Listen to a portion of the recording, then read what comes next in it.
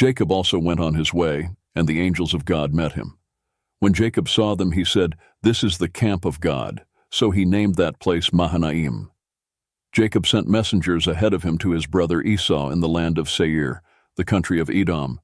He instructed them, "This is what you are to say to my lord Esau. Your servant Jacob says, I have been staying with Laban and have remained there till now.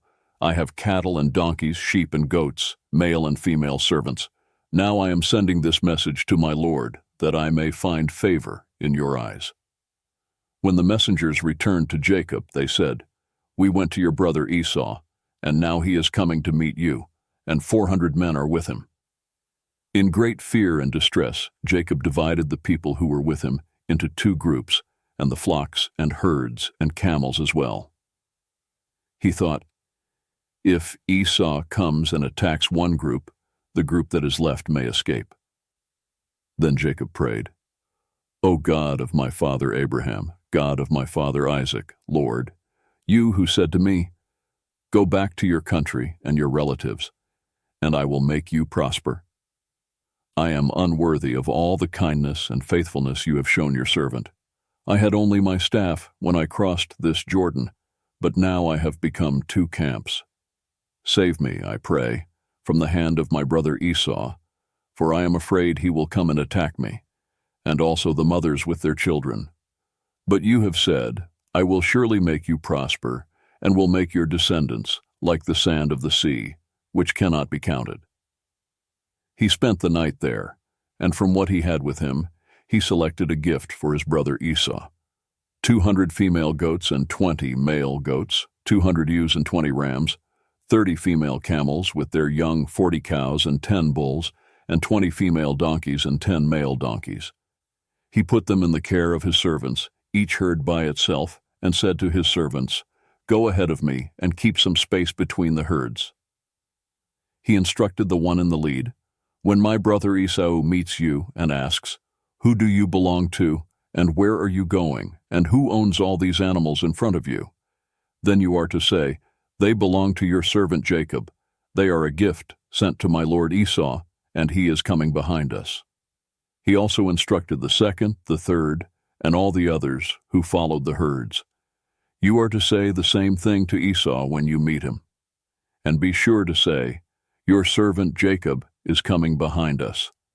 For he thought, "I will pacify him with these gifts I am sending on ahead.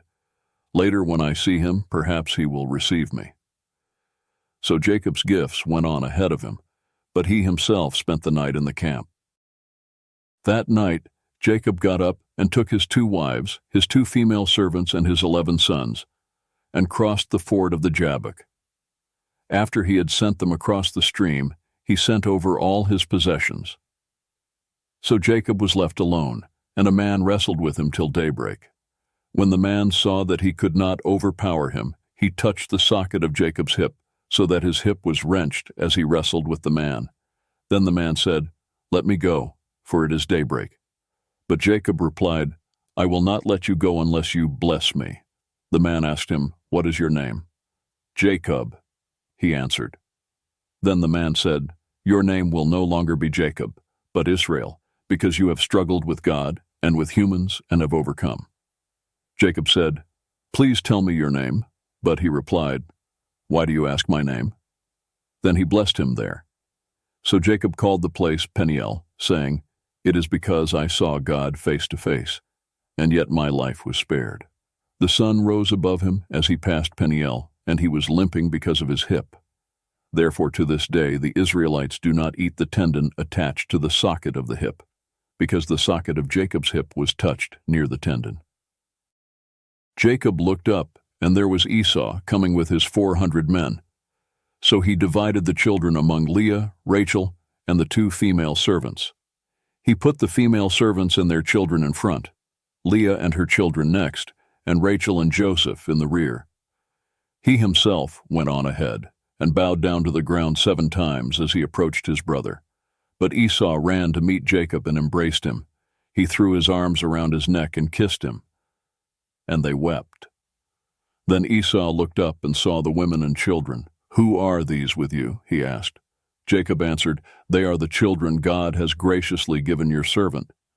Then the female servants and their children approached and bowed down. Next, Leah and her children came and bowed down. Last of all came Joseph and Rachel, and they too bowed down. Esau asked, "What's the meaning of all these flocks and herds I met?" "To find favor in your eyes, my lord," he said. But Esau said, "I already have plenty, my brother. Keep what you have for yourself." "No, please," said Jacob. "If I have found favor in your eyes, accept this gift from me. For to see your face is like seeing the face of God, now that you have received me favorably. Please accept the present that was brought to you, for God has been gracious to me, and I have all I need." And because Jacob insisted, Esau accepted it. Then Esau said, "Let us be on our way. I'll accompany you." But Jacob said to him, "My Lord knows that the children are tender, and that I must care for the ewes and cows that are nursing their young. If they are driven hard just one day, all the animals will die. So let my Lord go on, ahead of his servant, while I move along slowly at the pace of the flocks and herds before me, and the pace of the children, until I come to my Lord in Seir." Esau said, "Then let me leave some of my men with you." "But why do that?" Jacob asked. "Just let me find favor in the eyes of my Lord." So that day Esau started on his way back to Seir. Jacob, however, went to Succoth, where he built a place for himself and made shelters for his livestock. That is why the place is called Succoth. After Jacob came from Paddan Aram, he arrived safely at the city of Shechem in Canaan and camped within sight of the city. For 100 pieces of silver he bought from the sons of Hamor, the father of Shechem, the plot of ground where he pitched his tent. There he set up an altar and called it El Elohe Israel. Now Dinah, the daughter Leah had borne to Jacob, went out to visit the women of the land. When Shechem, son of Hamor the Hivite, the ruler of that area, saw her, he took her and raped her. His heart was drawn to Dinah, daughter of Jacob. He loved the young woman and spoke tenderly to her. And Shechem said to his father Hamor, "Get me this girl as my wife." When Jacob heard that his daughter Dinah had been defiled, his sons were in the fields with his livestock, so he did nothing about it until they came home. Then Shechem's father Hamor went out to talk with Jacob. Meanwhile, Jacob's sons had come in from the fields as soon as they heard what had happened. They were shocked and furious, because Shechem had done an outrageous thing in Israel by sleeping with Jacob's daughter, a thing that should not be done. But Hamor said to them, "My son Shechem has his heart set on your daughter. Please give her to him as his wife. Intermarry with us. Give us your daughters, and take our daughters for yourselves. You can settle among us. The land is open to you. Live in it, trade in it, and acquire property in it." Then Shechem said to Dinah's father and brothers, "Let me find favor in your eyes, and I will give you whatever you ask.